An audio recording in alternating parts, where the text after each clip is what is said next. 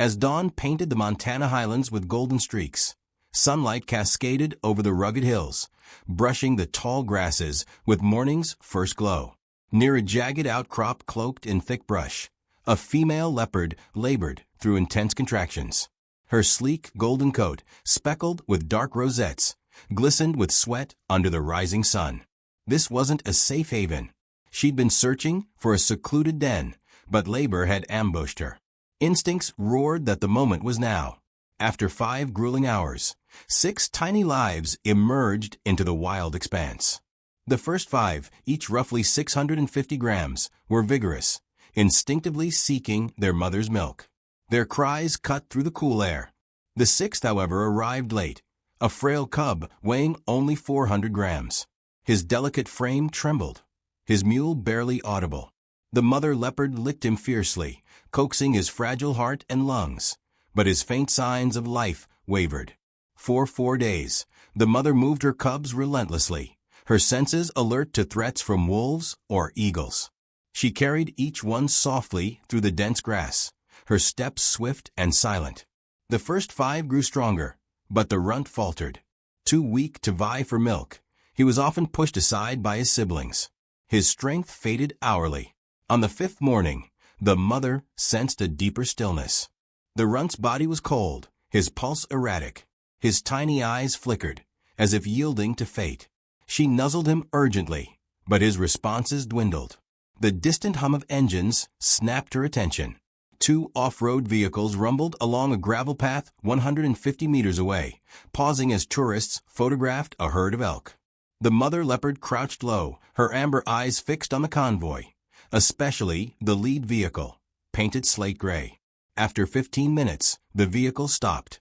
A guide pointed at the elk, and windows slid down for camera shots.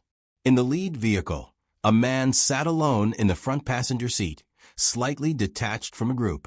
The mother glanced at her runt, then at the vehicle. A primal instinct surged. Grasping the runt gently in her jaws, she glided through the grass, silent as a wraith. With a deft leap, she placed the cub on the seat beside the man, who was looking away.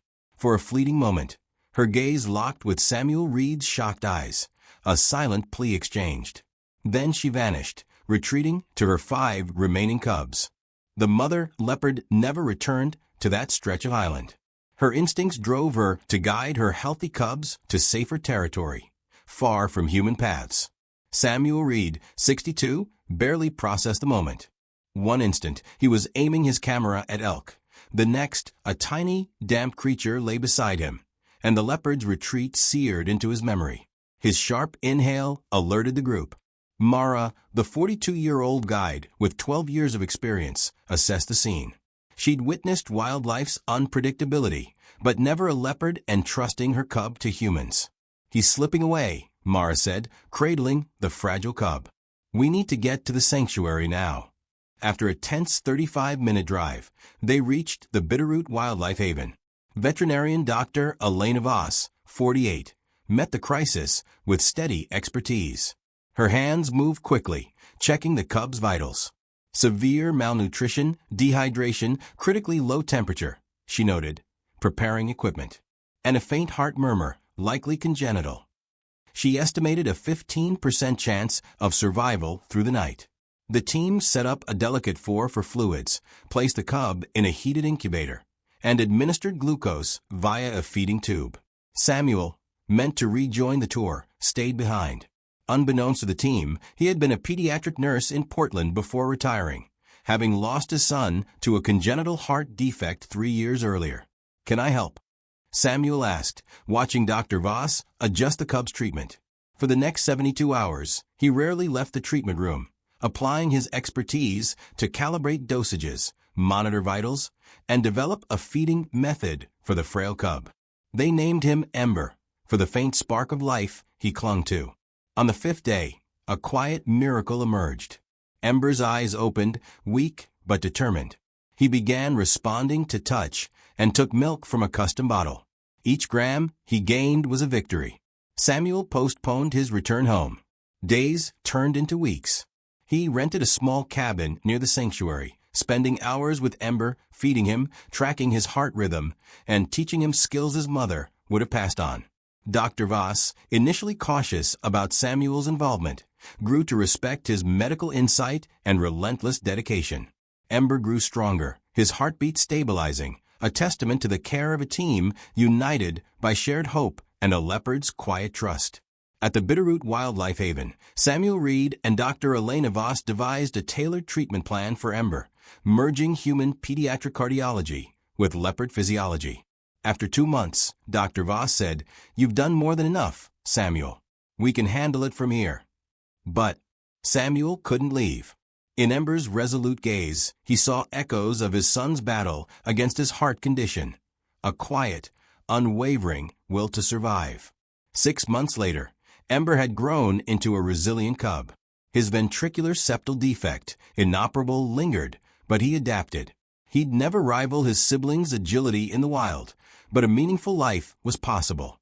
20 months after that remarkable day, Samuel stood on a bluff overlooking a 50-hectare enclosure fortified with cutting-edge electronic fencing. Below, a young leopard crouched in the highland grass, tracking an antelope fawn grazing nearby. Samuel hadn't returned to Portland. He sold his apartment, redirected his savings, and settled in Montana. With support from the Global Conservation Fund, he helped establish the Bitterroot Leopard Sanctuary, a semi-wild refuge for leopards unable to fully reintegrate into nature. Ember was its first resident. Now weighing 15 kilos and nearly a meter long, he was a striking young leopard, his golden coat with dark rosettes exuding wild grace. A faint scar on his chest from months of intensive care was the only trace of his fragile beginning. Samuel, Dr. Voss, and wildlife experts crafted a reintegration program. At first, Ember located pre-placed food hidden in the enclosure. Gradually, they introduced live prey, mice, hares, then larger animals. Each step was bittersweet for Samuel, who reminded himself the goal wasn't to keep Ember near, but to prepare him for his true home. Every sharpened instinct, every successful hunt, edged him closer to independence and to their inevitable separation. The hunt unfolding below was a pivotal milestone, Ember's first unassisted pursuit of large prey. Samuel and Dr. Voss observed from afar, pulses racing, but hands steady. Ember's first 2 attempts were too cautious, startling the antelope. On the third, he adjusted, leveraging the wind and terrain. A swift, precise lunge to the fawn's neck ended the hunt in moments. Samuel shut his eyes, pride mingling with quiet grief. This was the moment he'd worked for, yet it marked the nearing end of their time together. A week later, the sanctuary team made a stunning discovery. Trail cameras detected a group of female leopards with cubs 12 kilometers away, near the reserve's boundary. DNA from scat samples hinted one female might be Ember's kin. After intense discussions, the team decided to equip Ember with a GPS collar and release him near the group. No fences, no safety net, a true shot at the wild. On Ember's final day at the sanctuary, Samuel sat nearby as he rested under a pine tree. He kept his distance, as physical contact had long stopped, but when Ember stirred, his eyes met Samuel's with a quiet understanding. At dawn, the crate door opened. Ember paused, glanced back at Samuel and the team, then melted into the highland grass. The next 2 weeks were tense. GPS data showed Ember exploring cautiously, staying distant from the leopard group but hunting successfully. 3 small antelope. On day 20, the GPS revealed something extraordinary. Ember had neared the group. Camera traps captured him resting mere meters from an adult female. No hostility, only cautious curiosity.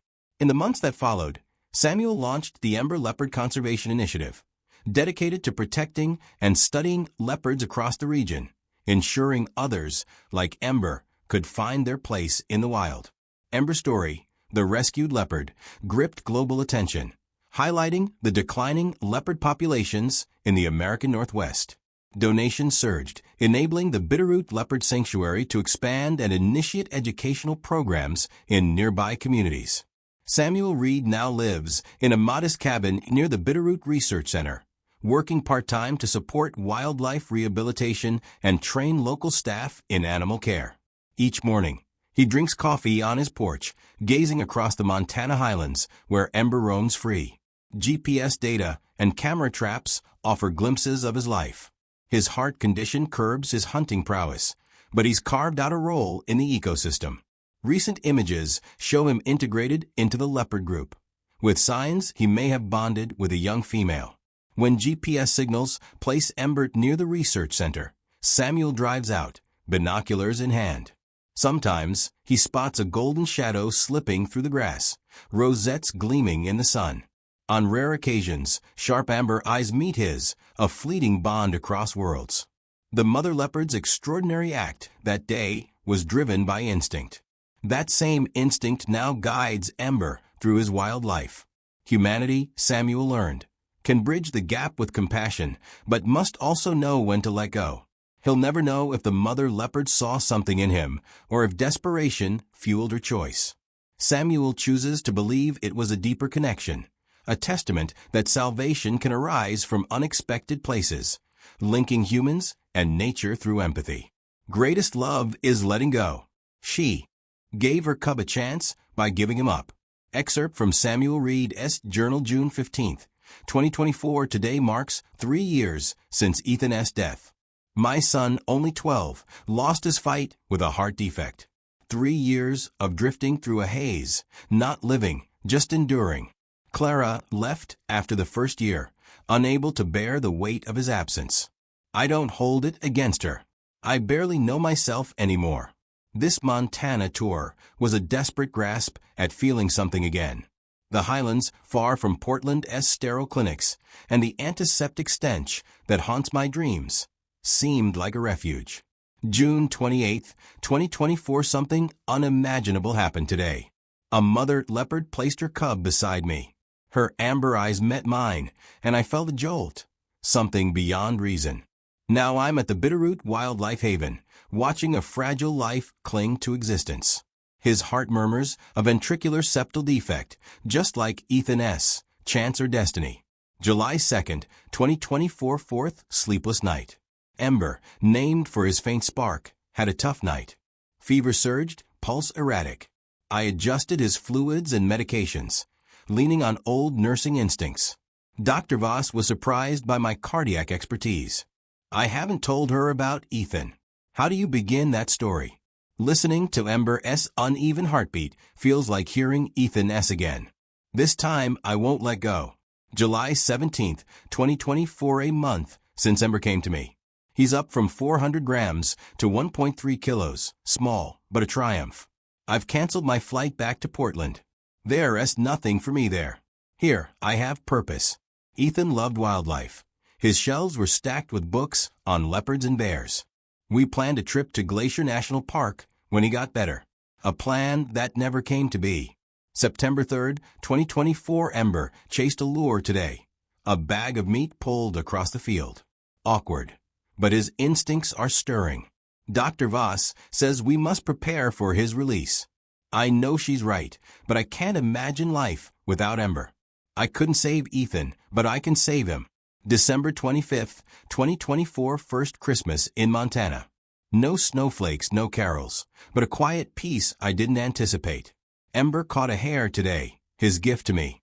I cried for the first time since Ethan's funeral, not from grief, but relief. Maybe this is why the mother leopard chose me. Maybe we all need saving. February 14th, 2025, I'm designing a 50-hectare sanctuary for Ember and other leopards who can't fully return to the wild. I sold my Portland apartment and drained my savings. Clara thinks I've gone mad. Maybe I have, but I feel alive again. June 20th, 2025, we released Ember near the leopard group today. I didn't think I could do it, but I did. Watching him slip into the grass, I realized this is how Ethan would want me to live, not in mourning, but in purpose born from loss. The mother leopard taught me the hardest lesson. The greatest love is letting go. She gave her cub a chance by giving him up.